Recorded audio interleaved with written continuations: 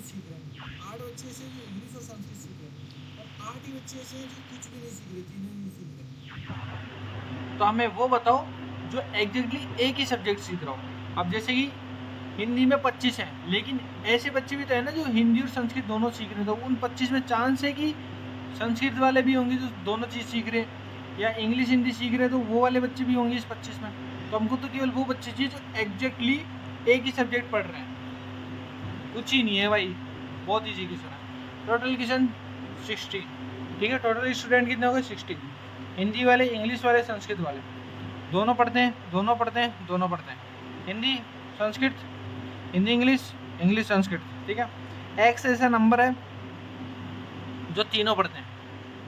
आपको ये फॉर्मूला याद होना चाहिए, ठीक है। ये फॉर्मूला पता होना चाहिए आपको, okay. You have this formula जिसकी वैल्यू ये है। अब आपके पास इन सब की वैल्यू अवेलेबल है एक्सेप्ट दिस कि जो तीनों पढ़ते हैं। एक्स आ गया, 49 प्लस एक्स आ गया, ठीक है। अब आपको ऐसे पता है कि 8 बच्चे ऐसे हैं जो कुछ ही नहीं पढ़ते। टोटल बच्चे कितने हैं? 60 है, 60 है।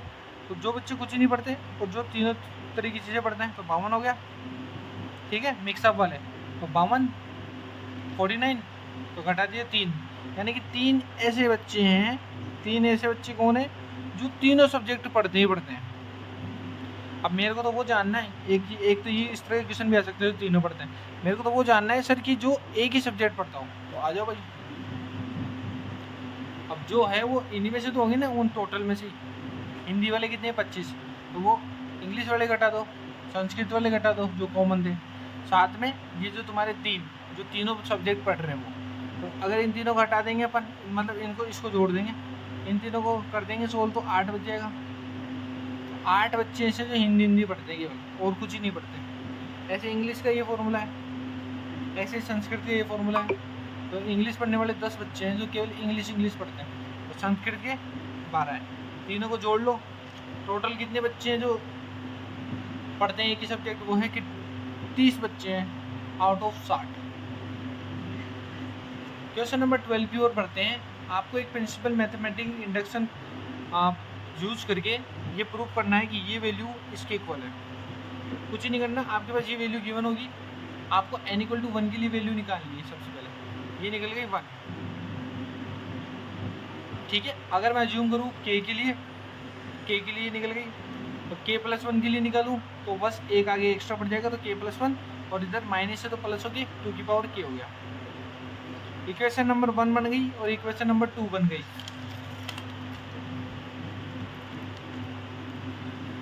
So from the equation number 1 and 2, दोनों साइड में 2k की पावर k अगर जोड़ दूं मैं, ठीक है, तो ये पूरा पार्ट तो हमने बोल दिया ना कि 2k-1 है, राइट, बोल दिया था ये तो। और ये वैल्यू मेरी है ही एज इट इज, ये इन दोनों को जोड़ दूँ तो 2 की पावर k+1 हो गया -1, इधर 2 की power k+1 minus, LHS = RHS, hence proof. Question number 13, ये आपका TOC के अंदर भी आता है यही क्वेश्चन। आपको एक वर्ड लेन दे देंगे इनपुट, और बोलेंगे कि इसका डायग्राम बनाओ सबसे पहले तो फाइनाइट स्टेट मशीन का। सिंपल क्वेश्चन है कि S0 पर मैंने 0 दिया तो मैं कहाँ पहुँचा? मैं पहुँचा S3 पर, और मुझे क्या मिला? मुझे मिला सर 0।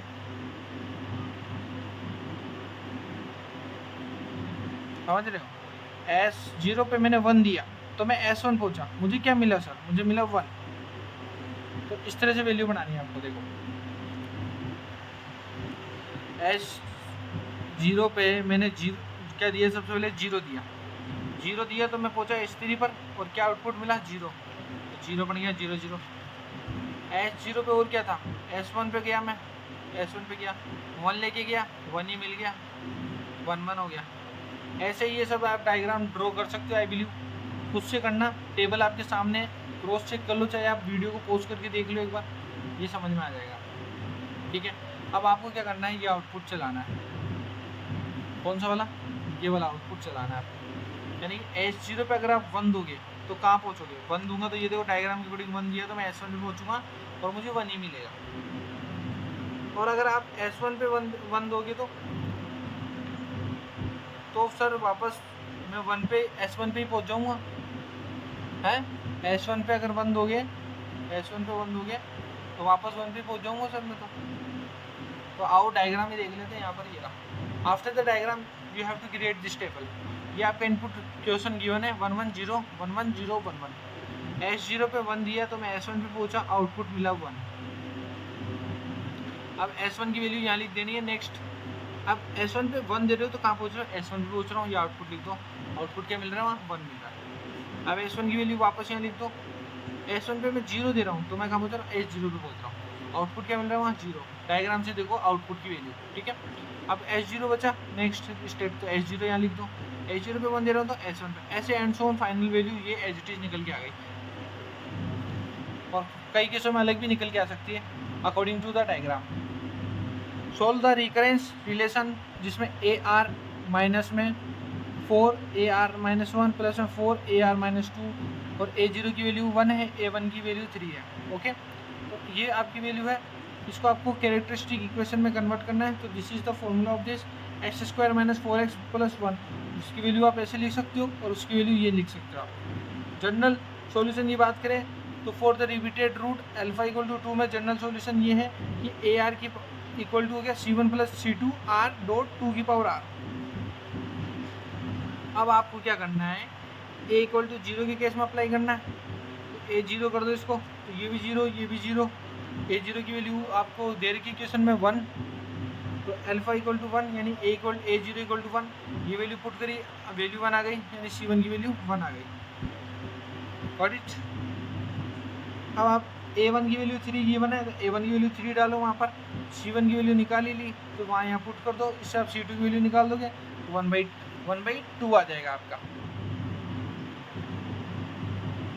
आ गया 1/2। C1 की वैल्यू निकाल ली भाई। अब अल्फा इक्वल टू 1 यानी A1 की वैल्यू 3 से आपने 1 प्लेस करके निकाला और आपको फाइनल आउटपुट यहाँ मिल गया।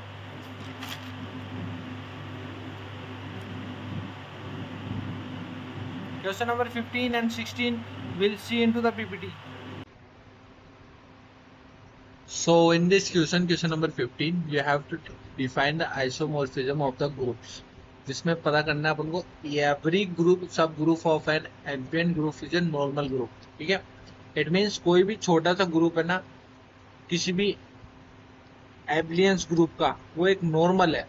वो कैसे पता करेंगे, देखो सबसे पहले तो एक ग्रुप आइसोमॉर्फिज्म होने की 2 कंडीशन है। लेट्स सपोज आपका ग्रुप है एक G*, एक है G' जो आपके उससे ये बिलोंग करता है। तो इसके लिए पहली कंडीशन है कि जो आपका फाई है ना, फाई वो आपका बाइजेक्टिव होना चाहिए, यानी कि दोनों बोथ 1 to 1 होने चाहिए, ऑन टू होने चाहिए। And for all A, B belongs to G, यानी कि जितने भी A, B है वो बिलोंग्स टू G होने चाहिए। इट मीन्स आपका स्टार वाला ना ये डॉट वाले की इक्वल होना चाहिए मेरा, तभी वो ग्रुप्स आपस में आइसोमॉर्फिज्म कहलाएंगे। So in that case G equal to G dash is आपस में आइसोमॉर्फिक। सो प्रूफ क्या है, every sub group of an abelian group is a normal. Let suppose आपका G है वो एब्लियन ग्रुप है और आपका H है ना वो एक सब ग्रुप है इसका, ठीक है। तो प्रूफ H इज सब नॉर्मल सब ग्रुप ऑफ G, हम कह सकते हैं कि for all A belongs to G and H belongs to H, so H dash belongs to this. Since अगर ये एब्लियन है तो ये चीज आपस में एक ही है बात। अगर ये बात एक है तो ये चीज इसको बिलोंग कर रही है ना, एट दी एंड इसको बिलोंग कर रही है, तो भाई ये है ना इसका सब ग्रुप एक normal. So every sub group of abelian group is a normal way. Next, prove the sum of the degrees of all the vertices in a graph is equal to the twice number of edges. जितनी भी आपकी vertices है अलग अलग किसी भी graph में, ठीक है, वो हमेशा नंबर ऑफ एजेस की ट्वाइस होती है, डबल होती है। कैसे बताओगे आप किसी भी डिग्री को? Let suppose degree of V आपकी जो वर्टेक्स है that denotes the degree of V. Let each edge contribute 1 to degree of each two endpoints, यानी कि यहाँ पर एक वर्टेक्स है ठीक है, तो यहाँ एक वर्टेक्स है, तो एटलीस्ट 2 वर्टेक्स तो लगेंगे ना, जैसे V1 और V2 आपका मान लो, ठीक है। उसके बीच में ये जो लाइन है इसको बोलते हैं एज। तो every edge contribute to the total degree of sum, ठीक है। So E equal to m, the number of edges. So we can say degree of V which equal to 2m. So sum of degrees of all the vertexes, we can say the number of edges. So this is a twice. Now let's see the question number 17. In this we have to do, हमें एक set of real number है, ठीक है, उसको prove करना है कि वो a प्लस बी के √2 के साथ original addition and multiplication form करके एक रिंग बनाता है। तो देखो आपकी जेड की वैल्यू मैंने ये ले ली, स्टार्टिंग में a 0 b 0 ले लिया, इससे क्या हुआ, टोटल वैल्यू 0 निकल गई। जैसे ये वैल्यू थी a प्लस बी के लिए, वैसे c प्लस डी के लिए मैंने ले ली यहाँ पर, तो उसकी वैल्यू यहाँ पर ही आ गई। ओके, सो नाउ आपका ये वैल्यू है, ठीक है, उससे ये बिलोंग बनता है, तो माइनस के केस में भी बिलोंग करेगा अगर प्लस के केस में कर रहा है तो, राइट। तो अब x की वैल्यू मैंने ली यहाँ पर, तो a प्लस बी आ गया, y की वैल्यू ले ली c प्लस डी और z ले ली g और h, यानी 3 डायमेंशन की बात हो गई। तो x plus y plus z, this is the value, x plus y plus z, this is the value is given for the addition. Addition में ये फॉर्मूला बनता है और ये आंसर बनता है। बात करूँ मल्टीप्लिकेशन की, मल्टीप्लाई कर दो भाई, ये मल्टीप्लाई कर रखा है यहाँ पर, ये मल्टीप्लाई कर रखा, वैल्यू आ गई यहाँ पर ये, ठीक है। अब आपने जस्ट एक्स वाई को ले लो पहले, फिर सोल्व करो, तब भी ये वैल्यू आती, ये दोनों इक्वल आ रहे हैं, बस हो गया काम। Part C, question number 18। In a set of Z of the integer relation R is defined by R or P, A equal to AB mod 4, so R is equivalent relation. So this relation is kind of A equal to B mod n की है, that is A is your congruent, okay, to be the B mod n, meaning that A minus B is the multiplication of the n. What is this? A minus B is basically multiplication of the n. A B mod n का मतलब होता है A minus B जो भी है value आएगी वो multiplication है n की, यानी np की। So this could be a reflexive, symmetric and transient, तीनों। वैल्यू बताओ कैसे निकालोगे? सिंपल, A माइनस है 0, ये वैल्यू निकल गई, रिफ्लेक्टिव है। सिमेट्रिक में A का B से है तो B का A से है, A minus B N P है तो B minus A minus N P है, माइनस एन पी में P बिलोंग्स टू दिस, तो आर बी ए कर दिया। ट्रांजिटिव की बात करें तो A B को बिलोंग कर रहा है, B C को कर रहा है, at the end A minus C किसको, तो दोनों को ऐड कर दो, ये बिलोंग करता है इसको, तो A equal to C mod n हो गया, तो A C को भी करता है। Simple question. 19 नंबर का क्वेश्चन आया था कि आपको यूनिवर्सल एग्जिस्टेंशियल क्वांटिफायर्स बताने हैं, साथ के साथ ये इक्वेशन प्रूव करनी है। ये तो आप इजीली कर सकते हो टेबल बना के। इसमें क्या है, पी क्यू आर है, यानी कि 9 बनेंगे, 0 0 0 0 0 1 0 1 0 ऐसे करके, ठीक है। Universal is kind of thing जो कि पॉसिबल होता है, कोई भी एक्स है मान लो, वो पी ऑफ एक्स के लिए, हर एक्स पी ऑफ एक्स के लिए वेरिएबल होगा। It means P of X is true for all values of x. X की सारी वैल्यू के लिए पी ऑफ एक्स ट्रू होगा। So P of X is true for all values of X, for all, इसको ऐसे लिखते हैं, for all, for every, existential is mean at least one value of X, उस केस में वो ट्रू होगा। This is the way to write this, there exist X such that P of X, यहाँ पे एग्जिस्ट करता है कोई ना कोई एक्स, यानी कि at least one, there is at least one, या सच डेट, ठीक है, for some, so that is your existential quantifier. तो prove the this equation, very simple equation है ये, कुछ भी टफ नहीं है इसमें। पी क्यू आर की वैल्यू पता है, निकाल लोगे, ठीक है। क्यू और आर एंड है, यानी कि ट्रू के केस में ट्रू होगा, बाकी सब में फॉल्स। बिलोंग्स का क्या फंडा है सर, है बिलोंग्स का क्या फंडा है बताओ? बिलोंग्स का फंडा ये है कि जब भी P ट्रू है और ये वाला पूरा फॉल्स है, ये पूरा, तभी ही फॉल्स है, बाकी सब में ट्रू है। फॉल्स फॉल्स फॉल्स, क्यों? True false, true false, true false, तो ये तीनों फॉल्स, बाकी सब true. P belongs to Q, वही फर्स्ट वाला ट्रू, सेकंड वाला फॉल्स, तो फॉल्स, बाकी सब true. True true true, false false, true true true true. Okay, P और R के लिए भी same, true false, true false, true true true true. बीच में एंड लगाना है लास्ट में, ट्रू ट्रू ट्रू, बाकी सब फॉल्स, ट्रू ट्रू वाले true. That's the value final.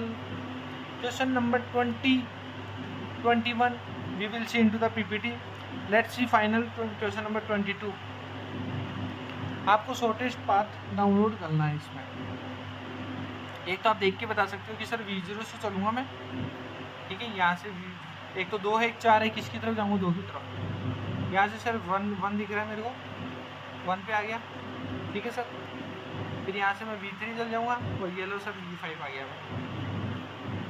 फिर यहाँ से एक V0 है, V1 है, V1 से 4 आ गया, 4 से V5 आ गया सर। 2-3 तरीके हैं सर जाने के। अब इसी को अपन को शो करना है बस एग्जाम में, क्या करना है? कुछ नहीं करना। P आपकी V0 स्टार्टिंग वैल्यू, कौन कौन सी ट्रांजिशन है ये सब है, ठीक है। V1 और V2 पे जो वैल्यू है वो बताओ, 2 और 4 है, इन दोनों में से कौन सा पिक करोगे, ठीक है।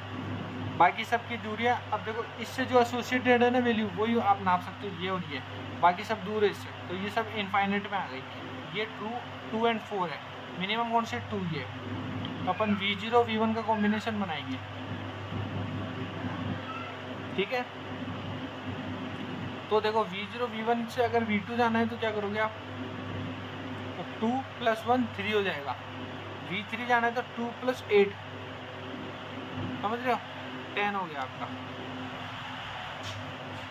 और ये वाली वैल्यू 5 है गाइस, ओके। आगे बढ़ते हैं, और ये वाली वैल्यू 10 है। अब सारी वैल्यू मिल गई मेरे को, ठीक है। आगे बढ़ते हैं, यहाँ आप देखोगे तो आपको समझ में आ जाएगा। V2 के लिए जाना है तो 2 + 1 3 हो गया, मिनिमम मिल गया मेरे को ये। V3 के लिए जाना है तो 4 + 5 के थ्रू जा सकते हो, एक 2 + 8 के लिए, तो 9, दोनों में से 9 है, 10 है, 9 की तरफ जाएगा। V4 के लिए 10 + 2 के लिए जाओ, एक 4 + 5 + 6 की तरफ जाओ, तो मैं इसकी तरफ जाऊँगा। ऐसे ही V5 के लिए वैल्यू निकल गई, ठीक है। अब तीनों वैल्यू मिल गई, सपोज करो V0 V1 V2 मिल गया मेरे को, ठीक है। तो इसमें V3 की वैल्यू क्या रहेगी? फिर V3 की वैल्यू रहेगी आपकी सिंपल 6, ओके। सेम क्वेश्चन है, सेम तरीका है करने का। तो इस तरीके से आप फाइनली एक एक वैल्यू को आगे बढ़ाते जाओ, और एक पॉइंट के बाद आप जैसे ये वैल्यू निकल के आ गई, फिर आपकी ये वैल्यू चलेगी, तो ये वैल्यू निकल के आ गई, फिर ये वैल्यू निकल के आ गई, एंड फाइनली आपको 2 पाथ मिल गए। 2 पाथ आप खुद भी लिख सकते हो, एग्जाम में इसके थ्रू भी देख सकते हो। आप देखते हो PPT वाले questions. Prove the dual of the lattice is also a lattice. So lattice ये है आपका less than equal to, define करना है डुअल, ऊपर भी है और नीचे भी है। ऊपर नीचे को डिफाइन करने के लिए आपको ये कह सकते हैं कि y should be less than x। How we can do this? So A and B आपके एक लैटिस है, and both A union B and A intersection B, एक तो जॉइन है, एक मीट पे एग्जिस्ट करता है। तो in a dual lattice the meet becomes this and join become this. Let us prove the existence of meet in the dual. So meet of AB is the greatest lower bound with respect to this, which correspond to the lower bound of this. So the meet must be this and join must be this. So in that case we can say this is the dual of lattice is also a lattice. Prove that the necessary and sufficient condition of non-empty subset of this to be the subgroup is. So A, B आपके एक subgroup के अंदर है जो belongs करते हैं A, B -1, B की power -1। तो let this group is G है, जिसके अंदर एक सब ग्रुप है छोटा ग्रुप H, H is सब group of G, it means अगर B इसको बिलोंग करता है तो B ये भी बिलोंग करेगा, A इसको बिलोंग कर रहा है, B इसको बिलोंग कर रहा है, तो ये चीज इसको बिलोंग करती है, तो भाई साहब ये चीज भी तो बिलोंग करेगी ना फिर इसको। ये तो आपकी आ गई कौन सी, नेसेसिटी का। और सफिशियंसी की बात करूँ तो A कोमा B इसको बिलोंग करता है, ये इसको बिलोंग करता है, तो ये इसके इक्वल नहीं होना चाहिए। आइडेंटिटी एग्जिस्ट करती है, इनवर्स एग्जिस्ट करता है, एंड क्लोजर एग्जिस्ट करता है इसका।